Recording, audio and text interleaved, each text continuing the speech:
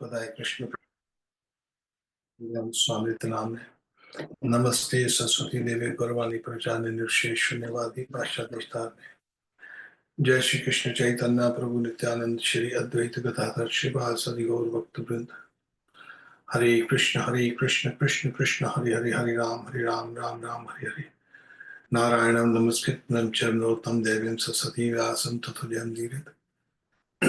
वंशकल्पतरुष्यपा सिंधु व्यक्षपतितनां पावनेभ्यो वैष्णवेभ्यो नमो नमः। तप्त कांचन गौरंगी राधे वृंदावनेश्वरी विश्वानुसुत देवी प्रणमामि हरिप्रिय। नमो ब्रह्म देवाय गो ब्राह्मण जय तत् कृष्ण वृंदाय नमो नमः। आप सबका बहुत बहुत हार्दिक स्वागत है और हम भागवत से चर्चा करने की चेष्टा कर रहे हैं। यहाँ पर दूसरे स्कंद में से जो 9वां अध्याय है, ब्रह्मा जी को भगवान श्री कृष्ण के दर्शन और उसके बाद उनको भगवान द्वारा चतुश्लोकी भागवत का उपदेश। और यही चतुश्लोकी जो भागवत है, ये ब्रह्मा जी ने जो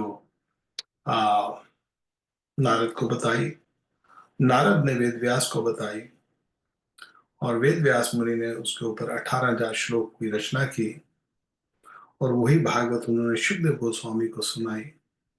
और शुकदेव गोस्वामी जो है वो भागवत परीक्षित को बता रहे हैं। और उसी सभा में शुकताल पर, जो कि हरिद्वार के नजदीक है, मथुरा के मेरठ की तरफ, मेरठ इधर और जो शुकताल इधर को है सीधे हाथ, तो वहां पर सूत जी विराजमान थे। सूत जी ने जो उन शिक्षाओं को ग्रहण किया और 88,000 ऋषि जो हैं, शौनक आदि 88,000 ऋषि नैमिष शरण में वहां पर सूत जी से प्रश्न पूछ रहे हैं और सूत जी बता रहे हैं इन ऋषियों को, बोलते हे शौनक आदि ऋषियों, जब राधा परीक्षित ने संतों की सभा में भगवान लीला की कथा सुनाने के लिए इस प्रकार प्रार्थना की, वहां पर राजा परीक्षित ने प्रार्थना की थी शुकदेव गोस्वामी को कि आप मेरे को भगवान की लीलाओं के विषय में बताइए। और तब शुकदेव स्वामी जी को बड़ी प्रसन्नता हुई।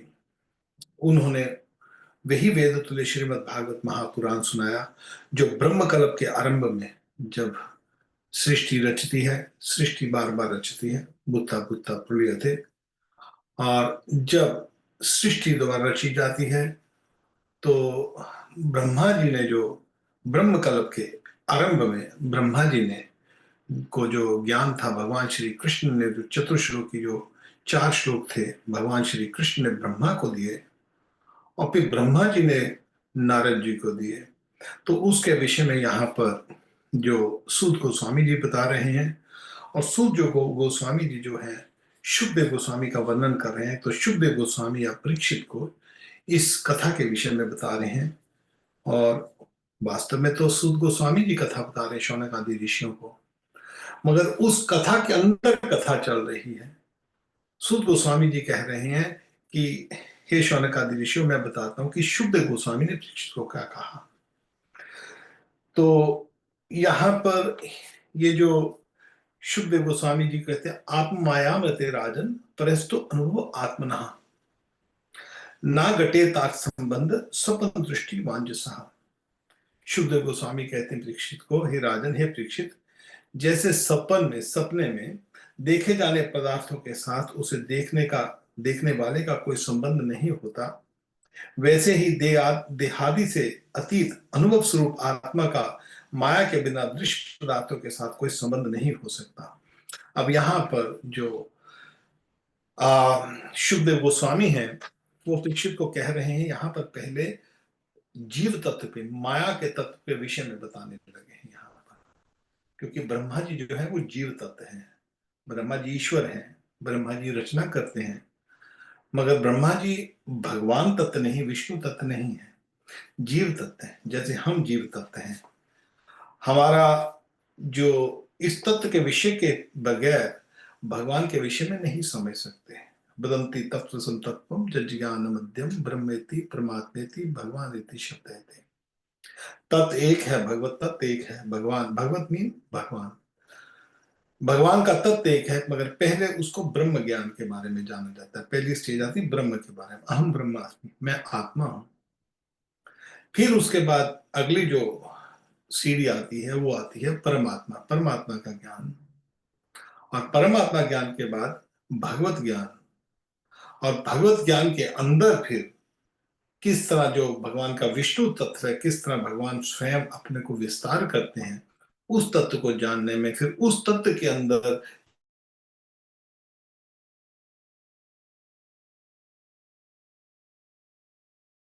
तो फिर उसका विस्तार होता है। अब यहां पर हमको समझने वाली बात यह है कि जब परीक्षित शुद्ध गोस्वामी को प्रश्न पूछ रहा है, या शौनक आदि ऋषि जो सुद गोस्वामी से प्रश्न पूछ रहे हैं, अब उनका प्रश्न तो केवल कृष्ण के विषय में है, मगर यहां पर देखते हैं कि सीधा कृष्ण की लीलाओं पर नहीं जा रहे वहां पर। ना सुखदेव गोस्वामी सीधा कृष्ण की लीलाओं पर गए हैं, और ना सुद गोस्वामी जी कृष्ण की सीधी लीलाओं पर गए हैं। पहले उनके अवतारों का वर्णन होता है, पहले तत्व का वर्णन होता है। उसके बगैर हम नहीं समझ सकते लीलाओं को। आजकल हम देखते हैं कि सीधा गोपियों की लीला, पुराने जमाने में तो गोपियों की लीला होती थी, सीधा वस्त्रहरण की लीला, गोपियों की लीला, कथाकारों ने, जो प्रोफेशनल रिसाइटर होते हैं, जो पैसा लेके कथा करते हैं, तो सीधा गोपियों की लीला पर। मगर आज तो उससे भी ऊपर चला गया है, अब गोपियों की बात ही नहीं करते, सीधा राधा रानी की सहचरी बनाते हैं। राधा रानी की जो सेवा करने वाली गोपियां हैं, गोपियों के संग मंजरियां हैं। जैसे हमारे जो संप्रदाय है, गौड़ीय संप्रदाय, हम रूप मंजरी के अंतर्गत आते हैं। हम जब अपनी नाम सिद्धि करके जब सिद्धि प्राप्त कर लेंगे, जब नाम जप करके पूर्ण सिद्धि प्राप्त होती है, तो फिर जब हम अपने भगवत धाम में जाते हैं लीला में, तो वहां पर रूप गोस्वामी के अंतर्गत जो हमारे आचार्य हैं, उनके जो, उनको यूथ कहते हैं, ग्रुपों को, तो हम उनके अंतर्गत सेवा करते हैं। ठाकुर की, राधा रानी की डायरेक्ट सेवा नहीं करते, मंदिरों के अंतर्गत सेवा होती है। जैसे भगवान राधा रानी की अपने यूथ ऑलरेडी बने हुए हैं, ललिता, विशाखा, इंद्रा, इंद्रलेखा, चित्रा, तुंग विद्या, रंगवती, सुदेवी, चंपकलती, उनके उनके अपने अपने आठ आठ सखियों के, जो आठ प्रमुख सखियां हैं, उनके अपने आठ आठ सखियों के यूथ हैं। यूथ कहते हैं ग्रुप को। फिर उनके आगे आगे ग्रुप होते हैं, और विस्तार की लीला है। तो इस लीला में ये थोड़ी है कि हम जो भी आजकल जैसे बाबा आते हैं तो सीधा सहचर्य, चलो राधा रानी की सेवा करो। अरे तो राधा रानी की सेवा तो वहां पर ललिता सखी सेवा कर रही है, वो कहाँ जाएंगे? तो हम क्या ललिता से भी ऊपर हो गए? ललिता विशाखा सखियों से ऊपर हो गए? ऐसे नहीं होता है सेवा। यहाँ पर एक सिस्टम होता है, उस सिस्टम के संग चलना पड़ता है। ये तो जैसे वो एक वो जो केजरीवाल जैसे लोगों को मूर्ख बना दिया, उनको ऐसे जो फ्लावरी लैंग्वेज दे के, प्रोमिस कर करके, झूठे वादे कर करके, तो इस तरह आजकल ये जो बाबा लोग हैं वो भी सहचरी, सीधा सहचरी बना देते हैं। तुम राधा रानी की सहचरी हो। अरे राधा रानी की सहचरी ऐसे नहीं बनती है। श्री चैतन्य महाप्रभु ने इस बारे में बताया, तो तत्व की बात हम, इसलिए ये बहुत इंपॉर्टेंट है ये बात। यहाँ पर सुखदेव गोस्वामी जी पहले तत्व की बात कर रहे हैं। आत्मा, माया, माया के बगैर जो आत्मा है, शुद्ध आत्मा, अनुभव आत्मा, ना अनुभव करना पड़े उसको, न घटे तात संबंध। वो कहते हैं यहाँ पर, ये मैं इस तत्व को इसलिए बता रहा हूं कि इस श्लोक में जो भागवत के दूसरे स्कंद के 9वें अध्याय का पहला श्लोक जो है, सपन सपन दृष्टु इव सॉरी, सपन दृष्टु इव अंजसहा। वो कहते हैं यहाँ पर कि ये जो जीव है, जो आत्मा है, वो चित्त वस्तु है, मगर चित्त वस्तु इस संसार में, इस माया में, जैसे वो हम, हमारा संबंध सपने में, जैसे सपना का यहाँ को वृतांत दे रहे हैं सुखदेव गोस्वामी परीक्षित को, हे परीक्षित, जैसे जीव को किसी को सपना आता है। अब सपना आता है, सपना तो था नहीं। अब देखिए, हमको सपना, अब आज रात को पता नहीं सपना आएगा कि नहीं आएगा, सपने का पता थोड़ी है कि सपना आएगा। सपना हो सकता है सपना आ जाए रात को। अब अभी तक तो सपने का कोई एग्जिस्टेंस नहीं है कि सपना है, होगा रात को। अब उसका पता नहीं, रात को सपना आया। अब सपना आया और सपने में भय लगा, या सपने में हमको कोई आनंद का अनुभव हुआ। और अब सपना आया और सपना टूट गया। निद्रा के बाद सुबह उठे, सपना टूट गया। देखा वहां पर सपने में हमने कोई शेर खा रहा है हमको, को खाई में गिर रहे हैं। मगर सुबह उठता है, अरे अरे शुक्र हुआ मैं तो ना तो खाई में गिरा, ना तो शेर ने खाया मेरे को।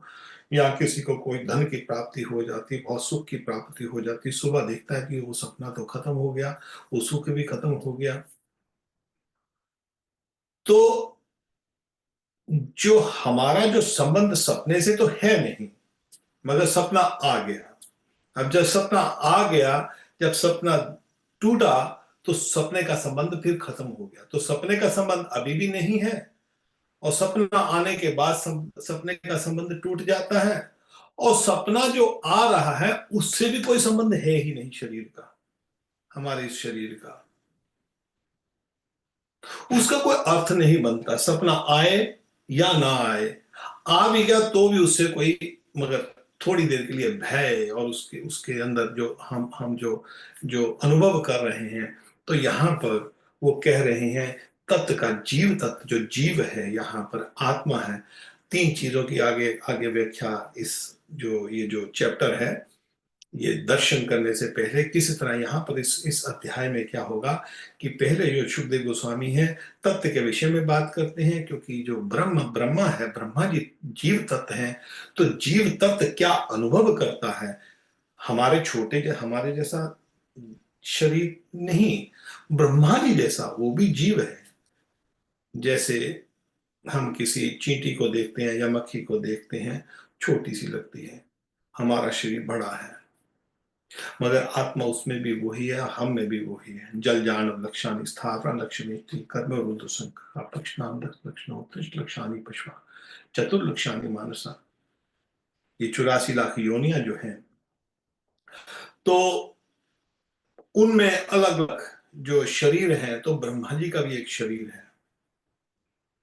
तो ब्रह्मा जी पहले इस संसार के साथ उनका क्या संबंध है, क्योंकि जीव का संबंध तो इस संसार से है नहीं। जीव का संबंध कृष्ण है, कृष्ण से अपरांत प्रकृति बेपराम जीवभूत महाबाहो जेदम धार्यते जगत। भगवान श्री कृष्ण गीता में कहते हैं कि अपरांस्ति अन्यम। अरे ये जो अपरा प्रकृति है, ये जो निष्कृष्ट प्रकृति है, ये जो लो क्लास जैसे कहते हैं, एक लोअर क्वालिटी की जो प्रकृति है, अपरांति अन्यम, इसके बाद अन्य परा प्रकृति है। और जीव भूत महाबाहो, और जीव जो है उस प्रकृति से संबंध रखता है। जीव चित्त है, चित्त मीन चेतना, मीन कॉन्शियसनेस। जड़ वस्तु में जड़ वस्तु, उसमें चेतना नहीं होती। तो यहां पर ब्रह्मा जी का भगवत दर्शन करना है, तो पहले उस जो जीव है, ब्रह्मा जी भी जीव है, हमारी तरह है, क्योंकि वो विष्णु नहीं है। भगवान के तीन तत्व हैं। पहले इसी अध्याय में तत्व के विषय में बताया जाता है। इसी अध्याय के अंदर अत्र सर्वो विषय स्थानम शोषणम उत्तर मनमंत्र ईष्णु कथा निरोध मुक्ति आश्रय, 10 लक्षण, जो 10वां अध्याय आएगा उसके अंदर जो शुभदेव गोस्वामी है वो 10 लक्षणों के बारे में बताएंगे, कि भागवत के अंदर 10 लक्षणों का जो बात, भागवत के अंदर 18,000 श्लोक, उसके 12 स्कंद, उस 12 स्कंदों में भगवान की 24 अवतारों की लीला, उसमें भगवान कृष्ण की सब कथा, और उस टोटल भागवत के अंदर जो है 10 विषयों की चर्चा होगी। 10 विषय कैसे हैं, वो जो सर्गो विषय, विसर्ग विषय, स्थान, शोचनम, उत्तय, मनवंतर, ईशानु कथा, भगवान की कथा, ईशानु कथा, निरोध, मुक्ति और आश्रय, भगवान का आश्रय किस तरह किया जाता है। ये 10 विषय हैं भागवत के अंदर बताए गए। तो यहाँ पर जो शुक्त गोस्वामी हैं, जो वो सिस्टमेटिकली अब यहाँ पर परीक्षित को बताने लगे हैं। तो पहले इस तत्व के विषय में बात कर रहे हैं कि जीव तत्व, 3 तत्व होते हैं। जैसे इलेक्ट्रिसिटी में आप देखते हैं, एक पॉजिटिव, एक न्यूट्रल, और एक पॉजिटिव, एक नेगेटिव, एक न्यूट्रल। तो भगवान ने जो सृष्टि बनाई है उसी हिसाब से बनाई है। एक एक अध्यात्म प्रकृति, एक भौतिक प्रकृति, और एक जीव तत्व जो न्यूट्रल, हम न्यूट्रल है। और उसको ब्रह्म तत्व कहते हैं। हम ब्रह्म तत्व, ब्रह्म मीन आत्मा, ब्रह्म मीन भगवान नहीं। ब्रह्म और ब्रह्मा दो अलग अलग वस्तुएं हैं। ब्रह्म कहते हैं आत्मा को। ब्रह्मा जी कहते हैं जिन जो सृष्टि रचयिता है उनको ब्रह्मा जी कहते हैं। तो ब्रह्म, ब्रह्म आत्मा को कहते हैं। हम ब्रह्मास्मि, मैं आत्मा हूं, मैं चित्त वस्तु हूं, मैं शरीर नहीं हूं, मैं जड़ वस्तु नहीं हूं। तो यहां पर उसी का व्याख्या कर रहे हैं कि जो सुखदेव गोस्वामी कहते हैं, हे परीक्षित, व्यक्ति जो है सपने में, जैसे सपने के साथ कोई जीव का संबंध, जिस मनुष्य का संबंध नहीं होता, परंतु सपने को मान लेता है, सपने में डरता है, सपने में आनंद प्राप्त करता है। तो ये जो सृष्टि तुम देख रहे हो, ये मात्र सपने की तरह है। सपना आता है और चला जाता है, और जीव को भगवत प्राप्ति, मनुष्य जीवन में जो भगवत प्राप्ति होती है उसको भूल जाता है। यहाँ पर बहुरूप विभाति माया बहुरूपिया रमणांग गुणेश्वा मम अहम मन्यते, मम हम इति मन्यते, सॉरी, मम हम इति मन्यते। इस सपने के साथ संबंध आने से, ये सपना सत्य है, सपना झूठा नहीं है। साधारणतः सपना झूठा होता है। जैसे मायावादी कहते हैं ब्रह्म सत्य जगत मिथ्या, ब्रह्म सत्य है मगर ये जगत मिथ्या है। मगर हमारे जो गौड़ीय वैष्णव या हमारी 4 संप्रदाय, जो वैष्णव संप्रदाय हैं, वो कहते हैं ना, ये मिथ्या नहीं है फैक्ट, है सनातन, सब कुछ ठीक है प्रकृति, मगर ये टेम्परेरी है। तो ये टेम्परेरी सपने की भांति आता है और चला जाता है। और यहाँ पर जो उसमें अहम ममेति, इस जीव का जो संबंध है वो भगवान से है, जड़ वस्तु नहीं है, वो चित्त वस्तु है, चेतन है, कॉन्शियस है। परंतु इस संसार में सुख के लिए वो भटकता है व्यक्ति, क्योंकि आनंद में अभिलाषा, जीव आनंद है, वो चित्त जो है वो आनंद में रहता है। मगर उस आनंद को छोड़कर, जिस तरह मैंने पिछली बार भी शायद एग्जांपल दी थी, मछली है, जो मछली का संबंध जल से होता है, और जल में से मछली को निकाल कर कहीं भी आप डाल दो मछली को, मछली आनंद में नहीं रह सकती जब तक मछली को जल में वापिस ना फेंक दिया जाए। तो इसी तरह जीव जब तक इस माया के साथ संबंध में रहता है, तो जीव जो है वो दुखी रहता है, क्योंकि उसको वो, उसकी वो जगह नहीं है, फॉरेन लैंग्वेज, फॉरेन लैंड है। जैसे कोई, जैसे जल का जो जीव है वो पृथ्वी पर आकर वो नहीं रह सकता, और हम लोग हैं, हम लोग जल में जाकर नहीं रह सकते। या जल की बात छोड़िए, जैसे यहाँ से स्पेस में जो लोग जाते हैं, तो वहां पर उनको ऑक्सीजन वगैरह लेनी पड़ती है, फिर वहां से जल्दी जल्दी से भागना पड़ता है, क्योंकि वो उनकी जगह नहीं, फॉरेन फॉरेन लैंड है, फॉरेन जगह है। तो वो जगह उनके लिए रहने के लिए नहीं है। तो इसी तरह हमारे लिए ये जो संसार है ये रहने के लिए नहीं। ये जो संसार बना है, ये संसार इच्छा द्वेष, यहां पर उसी का उत्तर देते हुए, क्योंकि परीक्षित ने इसके विषय में पूछा था, हे ब्राह्मण, हे शुकदेव गोस्वामी जी, मेरे को बताइए कि जीव है यहाँ पर इस संसार में क्यों भटक रहा है। तो उसी का पहले उत्तर देते हुए, जो जीव है, तो ये बता रहे हैं, ब्रह्मा जी के विषय में बताने से पहले वो ये बता रहे हैं कि जो ब्रह्मा जी है वो भी एक जीव तत्व है। और इस ब्रह्मा जी को भगवान ने दर्शन दिए कल्प में आने में, उसकी हम व्याख्या आगे करेंगे, किस तरह से उसमें रूप क्या है भगवान का। क्योंकि कई बार लोग देखते हैं कि जी भगवान निराकार है, उनकी कोई शक्ल नहीं है, उनको कोई अक्ल नहीं है, जो भी कुछ कर लो सब एक है, सब रास्ते एक जगह पे जाते हैं। अरे सब रास्ते एक जगह पे नहीं जाते हैं, सब जहाज उड़ रहे हैं एयरपोर्ट के ऊपर, कितने जहाज सब एक जगह दिखाई देते हैं। क्या सब जगह एक जगह चल रहे हैं? अपने अपने अलग अलग डेस्टिनेशन है। तो मायावादियों का खंडन है वो। तो यहाँ पर जो शुभदेव गोस्वामी जी परीक्षित को कह रहे हैं, हे परीक्षित, सबसे पहले जो जो जीव है उसका संबंध इस संसार से नहीं है, परंतु इस संसार में आकर वो सपने की, जिस तरह जीव हम सपना लेते हैं, उसी तरह उसको ये सपने, ये सुख और दुख लिख रहा है। और हम देखते हैं अपने जीवन में, जो हमारा जीवन कितनी भी किसी की आज हो जाए, कोई 20 साल का, 50 साल का, 60 साल का, देखता है कि वो जीवन एक सपने की भांति निकल गया और तुरंत मृत्यु आ जाएगी। और उसी हिसाब से हम, मगर इस सपने में रहते हुए हम ममेति, मैं अपने आप को, कि मेरा, मैं ही ये शरीर हूं, ये यही भ्रम है। ये भ्रम को जो यहाँ पर शुभदेव गोस्वामी बता रहे हैं परीक्षित को, भ्रम के अंदर व्यक्ति उस आनंद को ढूंढ रहा है, मगर वो आनंद मिलता नहीं है। जो भी वस्तु है वो छिनती चली जाती है। काल के प्रभाव में हर एक वस्तु क्षण क्षण छीन रही है। हमने जन्म लिया, मगर जन्म लेते ही एक एक पल हम मृत्यु की तरफ जा रहे हैं। और एक एक पल जैसे जैसे व्यक्ति सोचता है मैं बढ़ रहा हूं, हमारी चेंजेस होती जा रही है, वो रहती नहीं है। कुछ भी हो इस संसार में वो रहता नहीं है।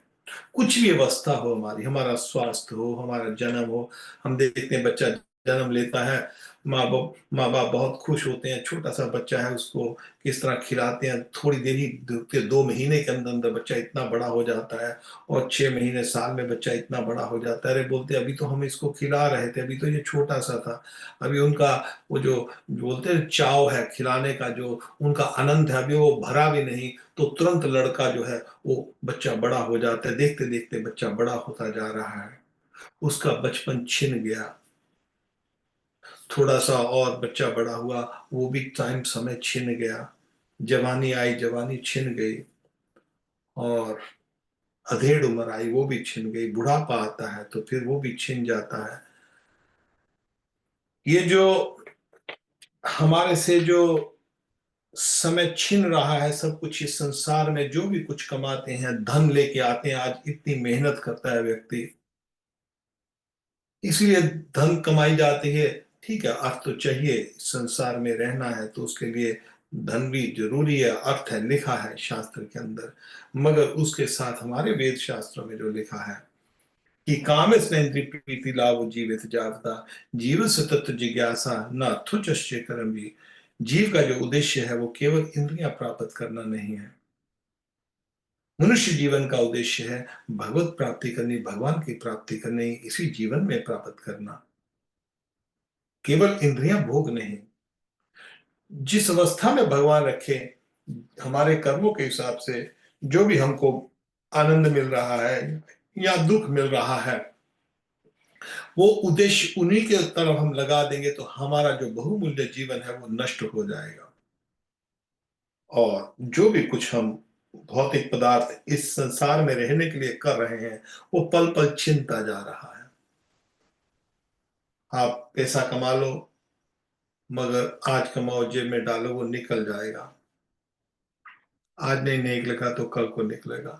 व्यक्ति उसके लिए भागता है, किसी ना किसी तरह भागता है कि मैं धन कमाऊं। किस लिए कमाऊं? ताकि सुख ही रखूं, सुख, सुख प्राप्ति के लिए धन अर्जित करता है।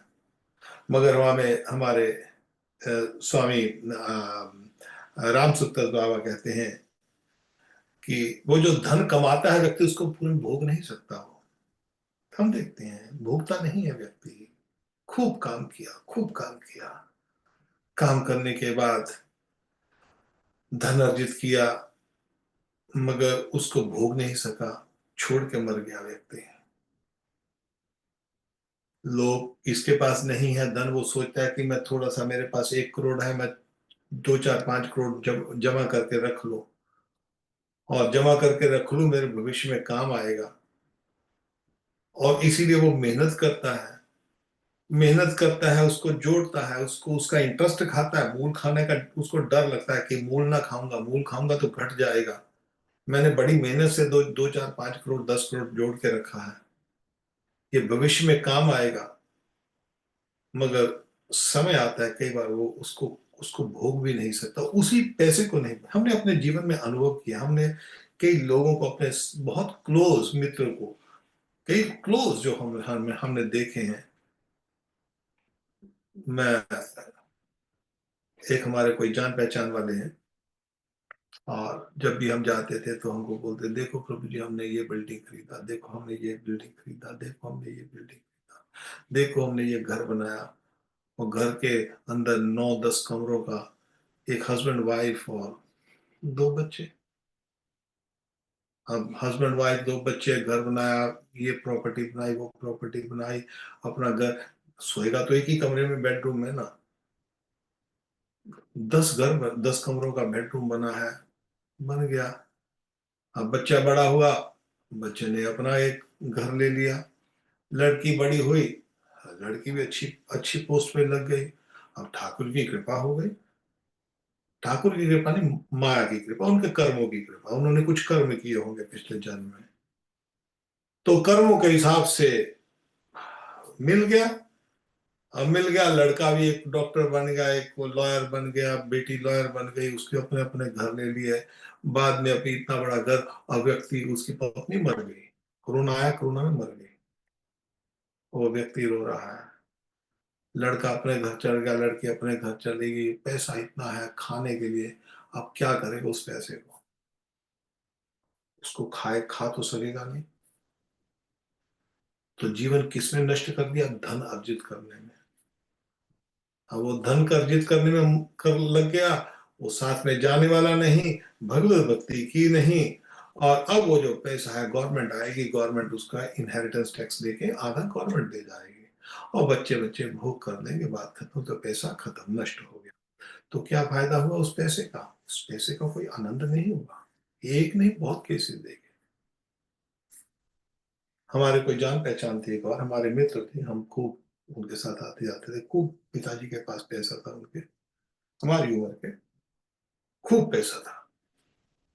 और मगर पिताजी उनके गए तो सब कुछ नष्ट हो गया, और इतनी धन संपत्ति।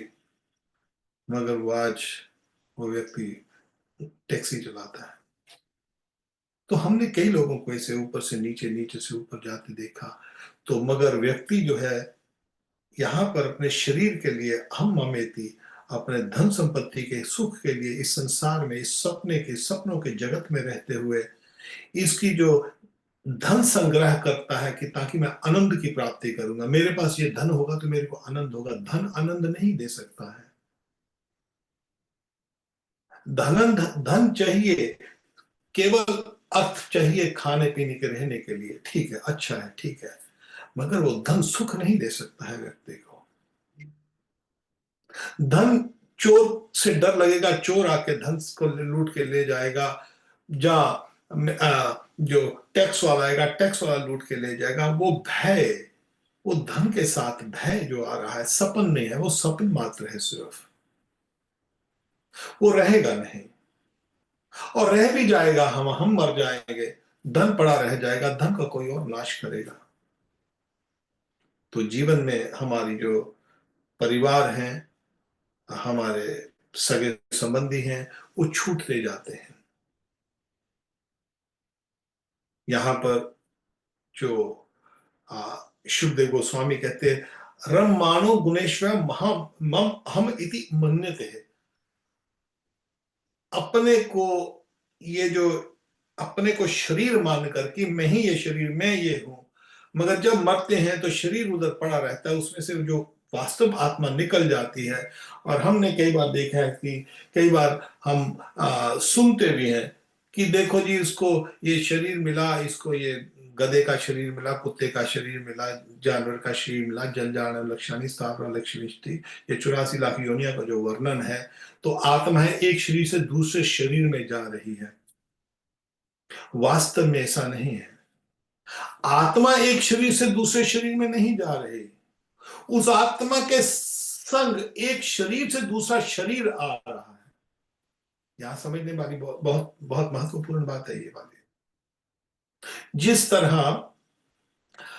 हम कई बार देखते हैं कि चंद्रमा है, चंद्रमा तो अपने स्थान पर स्थित रहता है, बादल आ रहे हैं, बादल चल रहे हैं। कई बार आप देखोगे रात तो रात्रि को जब पूर्ण चंद्रमा होगा या थोड़ा भी जितना भी चंद्रमा होगा तो बादल चल रहे हैं, तो इस तरह दिखाई देगा कि चंद्रमा चल रहा है। वास्तव में चंद्रमा यहां पर स्थित है, बादल चल रहे हैं, एक के बाद एक बादल, एक के बाद एक बादल, एक के बाद एक बादल आता जा रहा है। उसी तरह जो जीव है, जो चित्त वस्तु है, जो भगवान से संबंधित है, जिसका संबंध इस जगत से नहीं है, जिसका संबंध भगवान से है, कृष्ण से है, वैकुंठ से है, प्राण से में प्राण, जीव भूत महाबाहो जेदम दार्यते जगत, जिसका संबंध परा जगत से है, जिसका संबंध वैकुंठ से है, वो जीव जो है इस जगत में जब रहता है तो उसके लिए 84 लाख योनियां भगवान ने दे दी हैं। ठीक है, तुझे को इसके लिए भी भगवान ने दिया है। क्यों दिया है? भगवान ने क्यों बनाया ये जगत? इच्छा द्वेष द्वंद्व महीना भारत। जो व्यक्ति ये देखना चाहता है कि प्रभु मैं भी तो देख के आऊं कैसा है वो भौतिक जगत, अरे मत जाओ, नहीं नहीं जाके देख के तो आऊं। कई बार बच्चा नहीं मानता, तो ठीक है जाओ। और जाता है, जब जीव इस जगत में आता है तो सबसे पहले बोलते हैं उसको ब्रह्मा का जन्म मिला जाता है। असंख्य कोटि जहां पर जो ब्रह्मांड है, तो ब्रह्मा जी जैसा जो व्यक्ति है फिर वो अनुभव करता है कि उससे फिर जो कीट में जो मल का कीड़ा है, इस तरह 84 लाख योनियां जल जानव लक्षणी, 9 लाख जो है जल में योनियां है, जल जानव लक्षणी स्थावर लक्ष्य विंशति, 20 लाख है वृक्ष जो है, लता पत्ता वृक्ष पेड़ पौधे, स्थावर लक्ष्मी कर्म रुद्र संख्या कहा। 11 लाख जो है जैसे कीड़े मकोड़े हैं या ये सर्प हैं, बिच्छू हैं, कर्म रुद्र संख्या। पक्षी नाम 10 लक्षणा, 10 लाख पशु पक्षी जो उड़ते हैं, मक्खी है, मच्छर है, ये भी सब उड़ने वाले हैं। तो ये पक्षी उड़ते हैं जो स्थावर लक्ष्मी कर्म रुद्र पक्षी नाम 30 लक्षानी पशुआ चतुर्लक्षानी महाशा, 30 लाख जो घोड़े गधे कुत्ते बिल्ली ये वैसे जानवर जो है, चतुर्लक्षानी मानशा 4 लाख मनुष्यों का विभाजन किया गया है बुद्धि के अनुसार, कर्मों के अनुसार उसका। हम देखते हैं मनुष्य में अलग अलग प्रजातियां दिखाई देती हैं। मनुष्य के अंदर कोई अफ्रीकन है, कोई रशियन है, कोई कैसा है, कोई कैसा है। छोटे छोटे प्रांतों में अलग अलग अलग अलग अलग अलग, कोई कोई मंगोलियन है, तो अलग अलग अलग अलग प्रजातियां हैं। तो ये जो प्रजातियां आती हैं, आत्मा तो वही रहती है। आत्मा जो है, बोलते आत्मा जाती है, आत्मा आती है पितृलोक में जाने के लिए। वो तो आपको लेना देना, बैंक में जाओगे आपको पैसा चाहिए बैंक से, तो आपको हाजिरी तो देनी पड़ेगी ना जाके। कभी आपने देखा होगा कि जो कैदी होता है ना, कैदी को कभी जेल से बेल के ऊपर छोड़ा जाता है, तो वहां पर उसको बोलते हैं अच्छा हर महीने आके हाजिरी देना तेरे को यहाँ पर आकर। तो वो हाजिरी देता है वहां पर जाके। तो अब उसका अर्थ ये नहीं है कि वो, क्योंकि इंडिपेंडेंट है, वो स्वतंत्र है, मगर उसको हाजिरी देनी पड़ती है। तो आत्मा पुनरपि जन्नम पुनरपि मन्नम पुनरपि जठरे शयनम, जो पुनरपि जन्नम जन्म होता है फिर मृत्यु होती, पुनरपि जन्नम जठरे शयनम। ये संसार है बहुत विस्तार है, ये संसार बहुत कठोर है, जन्म लेना पड़ता है। और जन्म में गर्भ में रहकर उसकी गर्भ की पीड़ा सहती है, माँ सहती है 9 महीने, बच्चा ऐसे करके बैठ जाता है। वहां पर कोई एसी नहीं लगा हुआ, एयर कंडीशन नहीं लगा हुआ, कितनी गर्मी होगी आप सोच सकते हो उस गर्भ के अंदर। गर्भ के अंदर बहुत गर्मी होती है। गर्भ के अंदर कई बार वो बोलते हैं शास्त्र हमारे में कि कीड़े काटते हैं उसको, बच्चे को। माँ खाती है कुछ, कोई कटु खाती है, कोई खट्टा खाती है, या कोई मिर्ची विर्ची खा ले, तो बच्चे को उसको जलन होती है उसको बच्चे को। और यहाँ पर तो आजकल तो लड़कियां कुछ सिगरेट पीती हैं, तो आप देखोगे कैसा बच्चे को अनुभव होता होगा। तो जठरे शयनम, जठरे कहते हैं गर्भ को। गर्भ में शयन करता है और फिर कठोर अवस्था हवा जो उसको पुश करती है, उसको गर्भ से बाहर निकालती है धक्का मार के, चल हो गया, अभी 9 महीने हो गए हैं। तो उसको बहुत कष्ट सहना पड़ता है गर्भ के अंदर।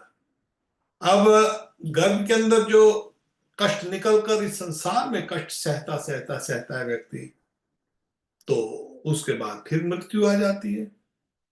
अब ये जो शरीर है एक के बाद एक आता जाता है, 84 लाख योनिया का, जैसे चंद्रमा खड़ा है, चंद्रमा के सामने बादल चलता जाता है, एक बादल आया, फिर दूसरा बादल आया, फिर तीसरा बादल आया। इस ऐसा लगता है कि चंद्रमा चल रहा है, मगर चंद्रमा नहीं चलता है, बादल चल रहे हैं। तो हमारी जो अवस्था है, इसी तरह हम आत्मा है जो कि भगवान के अंश हैं। उसके बाद उसके ऊपर एक शरीर आता है, एक शरीर आया, फिर नहीं निकला, उसने काम नहीं किया, फिर उसको दूसरा शरीर दे देते हैं। अच्छा, ये भी तेरे तेरे से नहीं, अब तीसरा शरीर मिला, जाकर माँ के जठर में फिर बैठता है, फिर आत्मा तड़पती है, फिर निकलती है। आप कभी मृत्यु होते देखिए ना, किसी को हार्ट अटैक होता है, बहुत दर्द होती है, किसी को तो ऐसा एकदम मर गया, जो नेचुरल मृत्यु मर रहा है, कोई करा करा कर मर रहा है।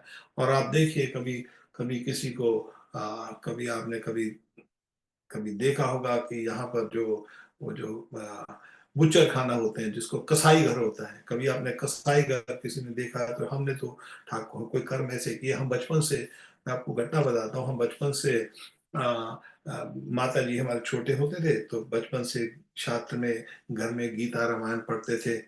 तो वहां पर जब गीता रामायण पढ़ते थे, तो वहां पर गीता के महात्मों में, गीता प्रेस की, तो गीता महात्म्यों में वहां पर अलग अलग वर्णन होते थे, पुस्तकें होती थी माता जी की, बच्चे पढ़ना शुरू करते हैं, हमको शुरू से शौक था स्टोरियां पढ़ने का।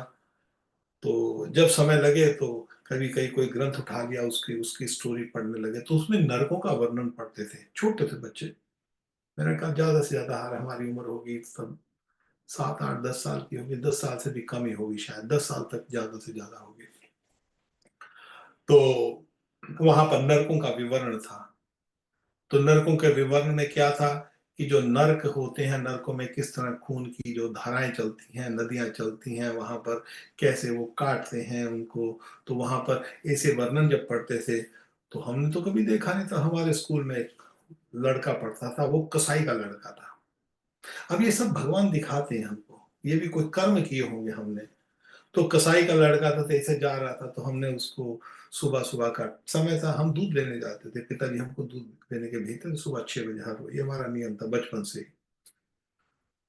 तो हम एक दिन ऐसा ही गए, तो वो लड़का मिला, तो हमको लड़का, वो हमने बातें करने, बोलता किधर जा रहे हो? बोलता मैं उधर से सिरी लेने जा रहा हूँ। सिरी कहते हैं बकरे का सिर। हम बच्चे, हमको क्या पता था कि ऐसे कैसे होता है अभी।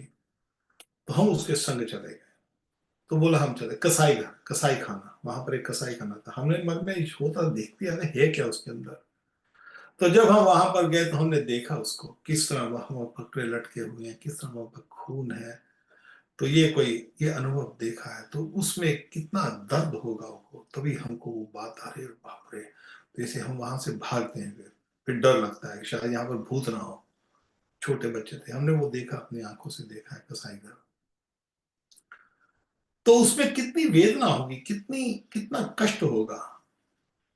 तो व्यक्ति को इस तरह, जो इस स्वप्न मात्र में, यहाँ पर जो शुकदेव गोस्वामी कह रहे हैं कि जीव का संबंध इस संसार से है नहीं, परंतु इस संसार में वो फंस कर अपने आप को इस संसार से संबंध कर कर वो दुख की प्राप्ति करता है, मोह के अंदर, माया के अंदर, सपने की भांति वो अनुभव कर रहा है। और वो एक शरीर के बाद दूसरा शरीर, वो उसको उसको वो भोगने की इच्छा में, वो एक शरीर से दूसरे शरीर में जा रहा है, मगर यहाँ पर भोग है नहीं, यहाँ पर आनंद है नहीं, होता नहीं है, नहीं होता, नहीं हो सकता नहीं। मगर वो गलत जगह पर वो संग्रह करने की ट्राई करता है, धन से संग्रह करने की बोलता है, शायद मेरे बच्चे बचा लेंगे मेरे को, शायद मेरा धन बचा लेगा। और मरते समय कभी आप देखोगे जो वृद्ध होते हैं, कभी जिन्होंने भक्ति नहीं की, तो वो रोते हैं, पुरानी बातों को याद कर कर उनका मन उनको याद करता है। बच्चों से वो बता रहे हैं, तुम बच्चों से मेरी को जिस तरह अजामिल जब मरने लगा, तो अजामिल के सामने जब जब यमदूत आते हैं तो अजामिल डर जाता है। तो डरता किसको पुकार रहा है, क्योंकि उसके पास और सबसे उसका घनिष्ठ जो है, उसका जो पुत्र है, नारायण बचाओ, देखो कौन है। डर लगता है उसको, भय है, मृत्यु के समय एक भय का वो जो वातावरण होता है। मृत्यु के समय जब यमदूत आते हैं, जब आप गरुड़ पुराण पढ़िए तो गरुड़ पुराण में जब यमदूत आते हैं, जब आत्मा को खींचते हैं, आत्मा जानना नहीं चाहता। उसका इतना मोह हो जाता है शरीर से कि शरीर खराब होता है, बिल्कुल गंदा हो गया, बूढ़ा हो गया, बिल्कुल काम का नहीं है, फिर भी उस शरीर को छोड़ना नहीं चाहता। हमको किसी का फोन आया था, किसी का एक दो दिन पहले, वृद्ध व्यक्ति है, और वृद्ध व्यक्ति कष्ट काट रहा है हॉस्पिटल में, मगर उसकी फैमिली कह रही है कि किसी तरह ये ठीक हो जाए, आप प्रे करिए ठीक हो जाए। अब मैं प्रे कैसे करूं? अब उनको तो बेचारों को, वो तो अज्ञानी, उनको तो नहीं पता है। अब उनकी इच्छा है कि अभी बूढ़ा आदमी है, 80-85 साल का हो गया है, अब उसको क्या ठीक करेंगे, गाड़ी पुरानी हो चुकी है। अब उस गाड़ी पुराने का अभी भी वो यही आस लगाए बैठे हैं कि ये गाड़ी ठीक हो जाए। गाड़ी नहीं, नहीं, वो गाड़ी ठीक नहीं होगी, वो स्क्रैप यार्ड जाएगी, और उसके बाद आपको गाड़ी नहीं निकलवानी पड़ेगी। अब उनको क्या बोला, ठीक है आप ऐसा करो, ये कठिन समय है। तो उनको मैंने मैसेज भेजा, देखिए आपको ये कठिन समय है, ठीक है, आप, हम समझते हैं आपकी वेदना, आपका जो दुख दर्द समझते हैं हम। तो आप ठाकुर जी से प्रार्थना करें ताकि भगवान आपको ये कठिन समय से निकाले। उसका अर्थ क्या हुआ? जो होगा होता रहे, आपका आपको इस दुख का अनुभव कम हो। अब वो किसी भी हिसाब से उसको, उस मैसेज को ले सकते हैं, परंतु माया का जो जो जो जो इतना बड़ा प्रभाव है इस संसार में, जगत में, कि हम भूल जाते हैं कि व्यक्ति चित्त है, हमारा संबंध भगवान से है, और हम यहाँ पर इस संसार के संग्रह में फंस जाते हैं, और अपना जो बहुमूल्य जो अवसर है भगवत प्राप्ति का, वो छिन जाता है। तो अब क्या करें हम? धन संग्रह ना करें? हाँ करिए, कोई बात नहीं, जितना आ रहा है ठीक है, उसमें संतोष करना है हमको बस। कभी भगवान ने आपको करोड़ दिया तो उसमें संतोष करो, कभी लाख दिया तो उसमें संतोष करो, कभी 10 करोड़ दिया तो उसमें संतोष करो। जो भी है क्योंकि ये घड़ी निकल जाएगी। कल का दिन आया था, कल निकल गया। कल आ, किसी के संग था तो कोई किसी बात पे, आ, वो कोई मेरे संग था तो कोई किसी बात में कष्ट था उसको, तो मैं मन में एक बात सोचा कि आप ये कष्ट कर रहे हो अभी, आप मन दुखी कर रहे हो, मगर आपका ये जो समय है ये निकल जाएगा। आज का दिन निकल गया, वो कष्ट का समय निकल गया, 2 दिन खत्म हो गया, अब दूसरा दिन आ गया, आज का दिन भी खत्म हो गया, अब कल आएगा, कल का दिन भी खत्म हो जाएगा। धीरे धीरे धीरे धीरे ये सारा जीवन खत्म हो जाएगा। तो इस जीवन के अंदर हमने, मान लो जो कल धन कमाया था, या आज जो धन कमाया है, या जो भी कुछ हमने संग्रह किया है, वो छिन जाएगा। आज नहीं तो कल को छिन जाएगा, कल नहीं तो परसों को छिन जाएगा। और जब व्यक्ति छोड़कर चला जाएगा तो उसी धन संपत्ति को परिवार वाले बोले बेच दो, इसको छोड़ दो, भी ये घर को बेचो, चाहिए नहीं, निकालो पैसा इसमें से। जो व्यक्ति इतना संघर्ष किया उसको कमाने के लिए, वो नष्ट हो जाएगा। तो इसलिए हमको इसके लिए इतनी वेदना नहीं करनी। भगवान को कभी कोई दुख का समय आ जाए तो एक काम करें, हे प्रभु मेरे को इस दुख के समय में से आप किसी तरह निकाल लीजिए मीन, दुख भले रहे जैसा भी हो, मगर मेरे को इसका प्रभाव ना हो, आपकी भक्ति ना छूटे बस। मैं नाम जप करता हूं, आपका नाम जप मेरा वो ना छूटे, आपका ध्यान ना टूटे।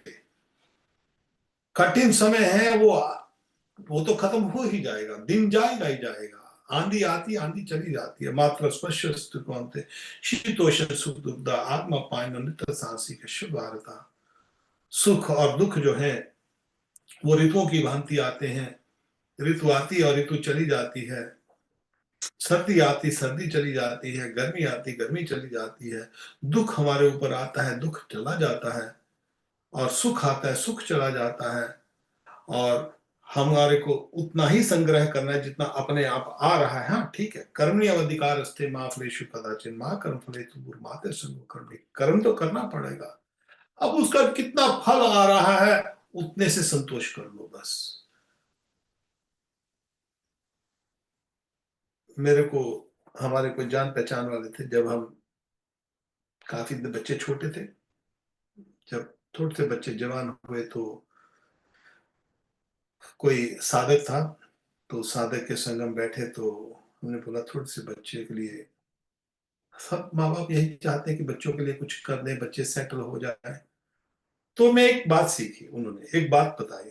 उन्होंने बोला मेरे को कि पूत कपूत तो क्यों क्यों धन संचय, पूत सपूत तो क्यों धन संचय। तुम धन संचय कर रहे हो अपने पुत्रों के लिए, मगर ये पुत्रों के पंद, कभी पुत्र के भाग्य में धन लिखा है, उसको धन मिल ही जाएगा, क्योंकि उसके यहां पर लिखा है, उसकी रेखा पर, मस्तक रेखा पर उसके उसके कर्म किए हुए हैं, उसको धन अवश्य मिलेगा। कोई माई का लाल उसका धन नहीं छीन सकता, वो कुछ भी ना करे तो भी धन अपने आप उसके पास आएगा, क्योंकि उसके कर्म में लिखा है। और आप अपने पुत्र के लिए धन की चिंता कर रहे हो, उसके बाद धन अपने आप आ जाएगा। तो तुमने कभी कमा भी लिया तो क्या वेस्ट है, तुम्हारा टाइम वेस्ट कर दिया है तुमने, क्योंकि उसके पास तो आने वाला ही है, वो आ ही जाएगा। तुम ना भी हो तो भी आ जाएगा। और पूत कपूत तो क्यों धन संचय। तो उस व्यक्ति ने मेरे को बात बोली, बोलते कभी पूत कपूत हो गया, पूत खराब है, उसके भाग्य में धन नहीं है, तुम जितना मर्जी कमा लो, वो धन लेगा, उस सारे धन को नष्ट कर देगा। ये हमने अपनी आंखों से देखा है, हमने आपकी आंखों से देखा है। आपको अभी बताया था ना, हमारे को जान पहचान से टैक्सी चलाते हैं, बाप के पास, माँ के पास इतना धन था, वो उनके कर्मों का था, उसके कर्मों में नहीं था। बाप धन छोड़ के चला गया, मगर धन उसने नष्ट कर दिया। और हमने ऐसा भी देखा है कि बाप ने कुछ नहीं छोड़ा, मगर सब कुछ प्राप्ति हो गई। तो ये सब प्राप्ति जो है, आपके कर्मों के अनुसार है। तो इसके लिए जो जीवन का जो जो उद्देश्य है, यहाँ पर जो शुकदेव गोस्वामी कह रहे हैं, हे जो जो जीव है, ब्रह्मा जी जीव तत्व हैं।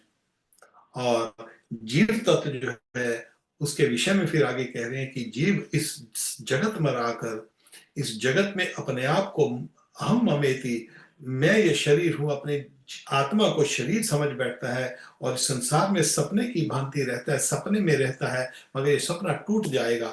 और फिर उसको एक एक सपना आता है, एक शरीर में जाता है, फिर दूसरे शरीर में जाता है, तीसरे शरीर में, चौथे शरीर में।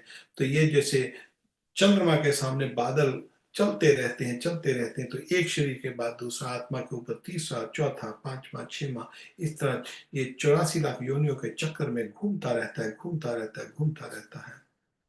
तो यहाँ पर फिर कह रहे हैं, किंतु जब गुणों को क्षुब्ध करने वाले काल और मोह उत्पन्न करने वाली माया, इन दोनों से परे अपने अपने अतंत्र रूप में मोह रहित होकर रमण करने लगता है, आत्मा राम हो जाता है, तब मैं और मेरा का भाव छोड़कर पूर्ण आदि से गुणातीत हो जाता है। अब यहाँ पर कह रहे हैं शुद्धदेव गोस्वामी कि हे राजन, जब व्यक्ति इस माया से छूट जाता है, तो आत्मा में रमण होता है, तब वो उदासीन हो जाता है, तब उसको कुछ इसकी चिंता नहीं। तब उसको जब जब उसको भगवत प्राप्ति हो जाती है, भगवान की प्राप्ति हो जाती है, तो वो उदासीन हो जाता है इस संसार से। तब उसको आनंद लेना, उसको उसको किसी वस्तु में आनंद नहीं आता है। मैंने पिछले सप्ताह भी ये बताया था कि जो भक्ति है जरूरी नहीं है, ठीक है, एक कब कोई कोई छोड़ सकता है, संसार छोड़ के कोई जंगल में रह जाए। हमारे धर्म में लिखा वनप्रस्थ संन्यास, ये लिखा है। कर सकता है तो बहुत अच्छा है, नहीं कर सकता है तो ग्रस्त में रहते हुए, उससे बगैर राग और द्वेष से मुक्त होते हुए भगवत प्राप्ति कर ले। तो इस तरह रहना है जैसे जैसे एक कैशियर होता है, बैंक वाला होता है, बैंक के अंदर बैठा है, धन आ रहा है, धन जा रहा है, सुबह से शाम तक नोट गिनते जा रहे हैं, मगर उन नोटों से उसका कोई लगाव नहीं है। कैशियर बैंक में बैठता है, नोट आ रहे हैं, एक आया, लाख आया, 2 लाख आया, करोड़ आया, उसको नोटों को गिना, फिर रख दिया, नोट दिए, नोट लिए, मगर लिए और देने में उसको कोई प्रभाव नहीं हो रहा है। तो जो भगवत प्राप्ति कर लेता है व्यक्ति, जो इस बात को समझ लेता है कि मैं शरीर नहीं हूं, मैं आत्मा हूं, मेरा संबंध भगवान से है, किसी ना किसी कारण मैं अब इस अनादिकाल से इस संसार में फंसा हुआ हूं, और भाग्य से मेरे को मनुष्य का शरीर मिल गया, और मनुष्य का शरीर मिलने के बाद मेरे को भगवत की जो जो कृष्ण की तरफ किसी ना किसी तरह वैष्णव को संग मिलने से, साधु संग मिलने से, जो मेरे को उसका थोड़ा बहुत भी भगवान की तरफ हम लग गए हैं, तो किसी ना किसी तरह मैं कृष्ण की प्राप्ति कर लूं। जब वो कृष्ण की प्राप्ति की तरफ रास्ता चलने लग जाता है, तो इसको जैसे जैसे कृष्ण की वासुदेव भगवती भक्ति योग प्रयोजता जनति आशु वैराग्यम ज्ञानम च जतैतुकम, जब वसुदेव की भक्ति करता है, जितनी जितनी क्वालिटी, जितनी जितनी परसेंटेज में भक्ति के ऊपर जाएंगे, उतना उतना संसार से वो उसका जो छूटने लग जाता है, ज्ञान और वैराग होने लग जाता है। तो ये भक्ति में हम एडवांस हो रहे हैं, भक्ति में भगवान की तरफ जा रहे हैं, उसका सबसे बड़ा जो थर्मामीटर वो यही है कि मेरे को कितना संसार से वैराग हो रहा है। तो घर गृहस्थी में रहिए, घर गृहस्थी में रहते हुए अपने घर की ड्यूटी करिए, पत्नी की, पति की, जो भी बच्चों की जो भी ड्यूटी करनी करते रहिए, मगर यही याद रखना है, सर्वोत्तम जो जो नित्यम नित्यम सर्वदा 24 घंटे यही याद रखना है कि ये जो जो भी कुछ है, ये परमानेंट नहीं है, आज नहीं तो कल छूट रहा है, हर रोज छूटता जा रहा है। हमारा जो शरीर है, वो ये नहीं है कि साल बाद छूटेगा, या महीने बाद छूटेगा, या हफ्ते बाद, या दिन बाद, एक एक पल पल चेंज होता जा रहा है।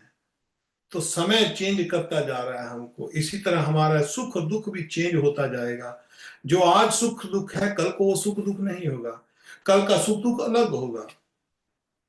जो आज से 10 साल पहले जो सुख दुख था वो अलग था, जो कल सुख दुख हुआ वो चला गया, वो आने वाला नहीं है। आज का जो सुख दुख अनुभव हो रहा है वो रहेगा नहीं, आज वो खत्म हो गया, कल को फिर नया सुख दुख आएगा। आज हमने छोटी छोटी एग्जांपल, आज आपने किसी ने आज बैठे होंगे, आज कड़ी चावल खाया होगा, और कड़ी आनंद आया, और कल को आएगा, कल को शायद आपको कड़ी चावल खाने से आपका मन ना करे, अरे नहीं नहीं खाना। तो आज कड़ी चावल ने सुख दिया, कल को कड़ी चावल आपको दुख दे रहा है। डॉक्टर ने बोल दिया कि ये चीज आपके स्वास्थ्य के लिए ठीक नहीं है, आज वो चीज आपको सुख दे रही है, कल को दुख देगी। या आज को चीज दुख दे रही है, कल को वही वस्तु आपको सुख देगी। तो आज का सुख अलग है, कल का सुख अलग है, वस्तु वही रहेगी, समय वही रहेगा, समय चेंज होता जाएगा, और ये जो परिस्थितियां चेंज होती जाती हैं। तो इसलिए हमको ये जो यहाँ पर जो शुक्र गोस्वामी परीक्षित को कहते हैं कि हे परीक्षित, जो जीव है, सबसे पहले जो जीव का संबंध जो है इस संसार से नहीं है, उसका संबंध भगवान से है। मगर इस संसार में आकर अहम ममेति, वो अपने आप को, इस शरीर को, इस संसार को अपना समझ बैठता है, जड़ वस्तु को अपना समझ बैठता है, और इस जड़ वस्तु को जब छूट जाता है, तो वो जब ब्रह्म ज्ञान हो जाता है, भगवान गीता के अंदर भगवान कहते हैं ब्रह्म के बारे में भी, तो जब ब्रह्म ज्ञान हो जाता है, तो तब ब्रह्म भूत प्रसन्न आत्मा न सोचती न कांक्षी समय सर्वेशु भूतेषु मद भक्ति लभते पराम। जब वो ब्रह्म अवस्था में पहुंच जाता है, ब्रह्म भूत में, कि मैं आत्मा हूं, मैं शरीर नहीं हूं, ब्रह्म भूत प्रसन्न आत्मा, तो वो प्रसन्न हो जाता है। अरे, मैं तो जड़ वस्तु में सुख ढूंढ रहा था, ब्रह्मभूत प्रसन्न आत्मा ना सोचती ना कांक्षती, तो फिर ना सोचता है ना वो आकांक्षा करता है। जो कुछ आ गया ठीक है, जो चला गया वो खत्म हो गया, आगे जो आएगा ठीक है, जैसा आएगा वैसा चलता जाएगा, मगर भगवान का नाम जब जो है वो परमानेंट पकड़ो। न सोच न कांक्षी समय सर्वेषु भूतेषु मद भक्ति लभते ब्रह्म। जब इस अवस्था में व्यक्ति पहुंचता है, फिर मेरी भक्ति शुरू होती है। पहले ब्रह्मभूत होता है, ब्रह्मभूत के बाद भक्ति शुरू होती है। आत्मज्ञान पहले होना चाहिए। यहां पर इसलिए बोला उन्होंने क्योंकि ब्रह्मा जी को आत्मज्ञान पहले आत्मा के विषय में, जब वो आत्मा के विषय में तब यहां पर आते हैं, कहते हैं कि फिर ब्रह्मा जी ने निष्कपट, ब्रह्मा जी हैं जो जीव है उसका संबंध इस संसार से नहीं है, ये संसार सपन मात्र है, और सपन मात्र से जब वो परे हो जाता है तो फिर वो आनंद की स्थिति में आता है, और आनंद की स्थिति में आकर वो आत्मा राम हो जाता है। आत्मा राम आत्मा में वो आनंद की प्राप्ति का अनुभव करता है, तो फिर वो तपस्या करता है। तो यहाँ पर फिर आगे कहते हैं कि शुकदेव गोस्वामी कहते हैं ब्रह्मा जी की निष्कपट तपस्या से प्रसन्न होकर भगवान ने उन्हें अपने रूप का दर्शन कराया और आत्म तत्व ज्ञान के लिए उन्हें परम सत्य परमात्मा वस्तु का उपदेश दिया, वही मैं तुम्हें सुना रहा हूं। अब यहाँ पर वो सुना रहे हैं कि जो जो शुद्ध गोस्वामी हैं कि कहते हैं हे परीक्षित, अब तेरे को ब्रह्मा जी के बारे में बताता हूँ, क्योंकि ब्रह्मा जी ने जब अनुभव कर लिया कि मैं ये जीव नहीं हूं, मैं कौन हूं, और जब ब्रह्मा जी इस बात पर आते हैं तो फिर ब्रह्मा जी अनुभव करते हैं, तो उनको आगे कमल के फूल पर वो जब देखते हैं कि मैं कौन हूँ, कहाँ से आया हूँ, तब वो फिर उनको शब्द सुनाई देता है तप तप, दो बार उनको तप तप होता है, तो वो तपस्या करते हैं, और तपस्या होने के बाद फिर भगवान दर्शन देते हैं। अब अगले सप्ताह जो होगा हमारा भगवान का जो लौकिक दर्शन है, ब्रह्मा जी ने तपस्या की है, और ब्रह्मा जी जब जो तपस्या करते हैं, और उस तपस्या के चुप हो जाओ, उस स्पीकर दोनों तपस्या ने के 5 दिन बाद छुए।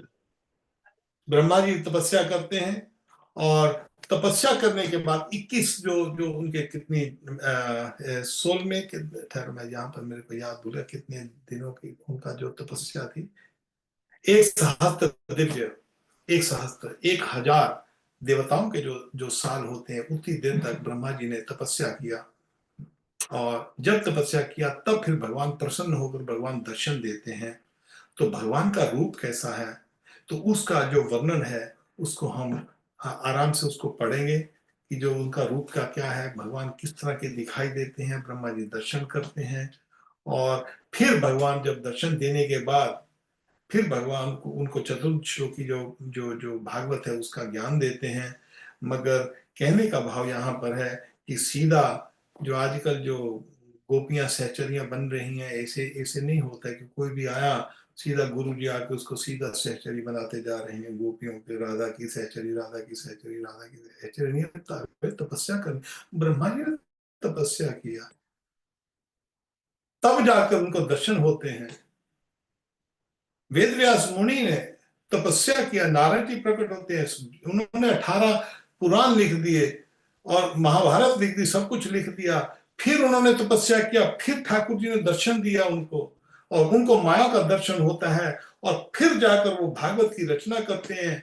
ऐसा थोड़ी है कि आगे नारद जी आए यहाँ पर उसके तेल लगा लो ब्रज की मिट्टी और बोलो तुम बन गए सहचरी। अरे ऐसे सहचरियां नहीं बनती, ये केवल एक पाखंड है और कुछ नहीं है। तो भगवत प्राप्ति करनी है तो उसके लिए साधु संग, और ऐसे साधुओं की कृपा होनी चाहिए, ऐसे साधुओं का संग मिल जाए जो तपस्या, पहले तपस्या करनी पड़ेगी, कठोर साधना करनी पड़ेगी, और इच्छा, कठोर इच्छा।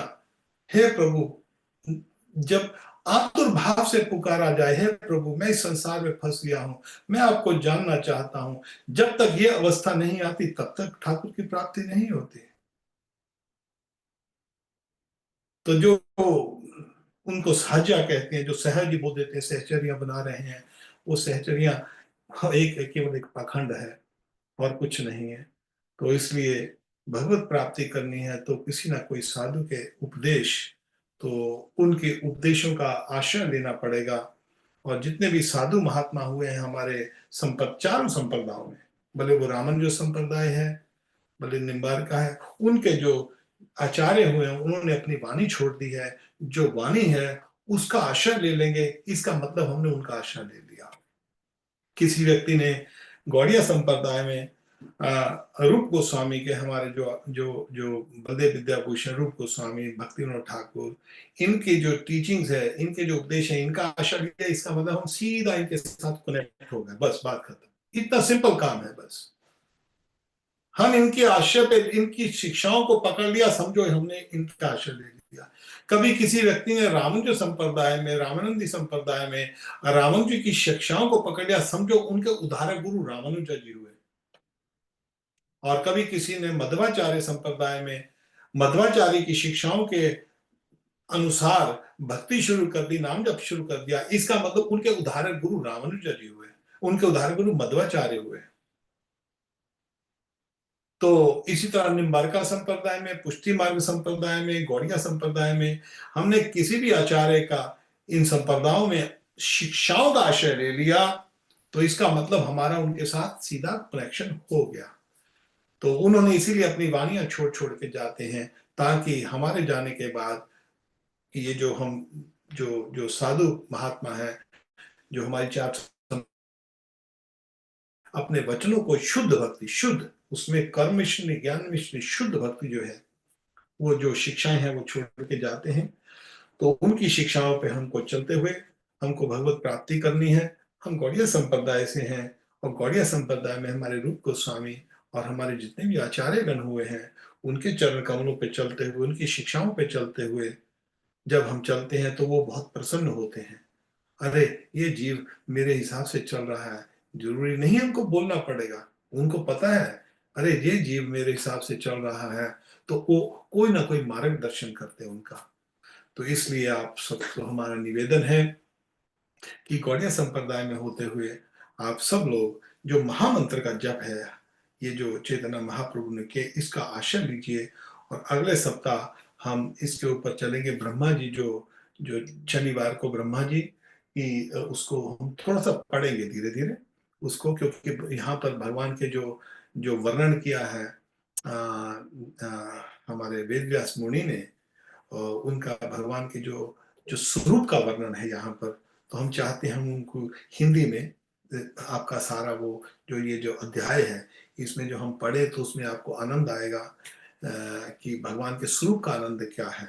भगवान को दर्शन देते हैं, फिर चतुर्श्लोकी उसको बताएंगे। और जो चतुर्श्लोकी भागवत है, उसके अंदर जो 4 श्लोक है सिर्फ, उसी के अंदर बाद में 18,000 श्लोक बने।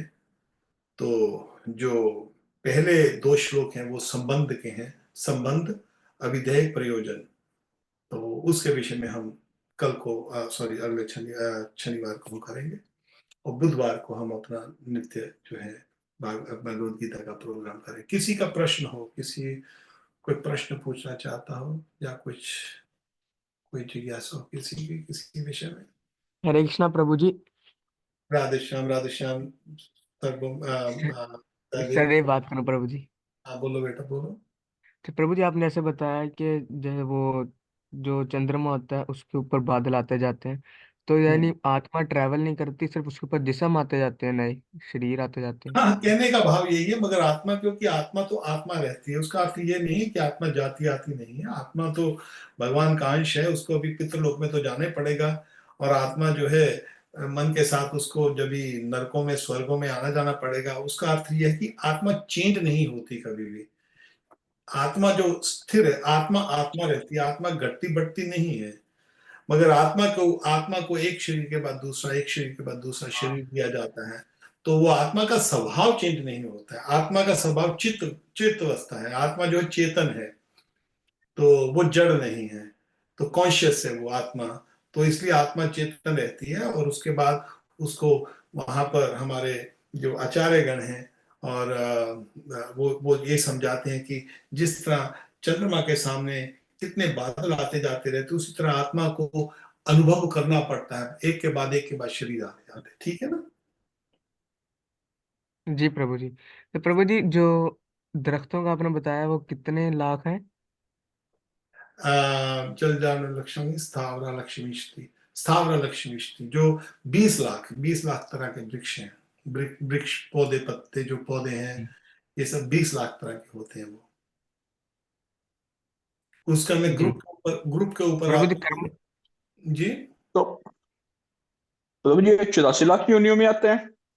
जी, 84 लाख योनियों में 84 लाख। यहाँ के जो मॉडर्न साइंटिस्ट हैं वो तो केवल हम्म। वो तो केवल 2 मिलियन ही उनकी बात होती है कि वो 20 लाख तक ही जाते हैं, उनको इतना अनुभव नहीं है। मगर ओके। कई कई ऐसी प्रजातियां हैं जो समुद्र में है, अभी समुद्र के तक वो पूरा वो खोज नहीं सकते हैं अभी भी। तो हमारे जो शास्त्र हैं इसमें ब्रह्मांड ब्रह्मण पूर्ण लोको पुनर्जीवनो अर्जुना। तो एक और बात करते हैं, क्योंकि ब्रह्मांड में भी अलग अलग तरह के जीव हैं, तो जो कि जिनकी ये जहाँ इनकी पहुंच नहीं है, जो नासा है या जो मॉडर्न साइंस है, तो ब्रह्मांड के अंदर जो है, हाँ नासा एक्सेप्ट करते हैं। नासा हमारे जो जो जो जो पंचांग है हमारे, वो हैरान है नासा भी संस्कृति। आप देखोगे कभी आजकल तो सोशल मीडिया पे जाते हैं, नासा इज अप्रिशिएटिंग हमारे वेद शास्त्र, और जो जो हिटलर था वो भी हमारे वेदों को उसने अपनाया था। तो ये टेक्नोलॉजी में ही काफी यूज करते हैं हमारे। तो उसमें क्या होता है कि ब्रह्मांड के अंदर अलग अलग योनियां हैं, किन्नर हैं, देवता हैं, उन वो भी इन्हीं जातियों में आ जाते हैं, उनको भी गिना जाता है, बोलते हैं किन्नर हैं, देवता हैं, अलग अलग भूत प्रेत हैं, ये सब काफी योनियां हैं उसके अंदर। आगे फिर उनकी डिवीजन आगे और हो जाती है। तो ये 84 लाख योनियां। इसका मैं आपको श्लोक ऐसा करता हूँ अपने अपने भक्तों के लिए, जो हमारा ग्रुप है उसके अंदर मैं आपको श्लोक भेज दूंगा, श्लोक और उसकी श्लोक की ये जो आप याद कर लीजिए इसको।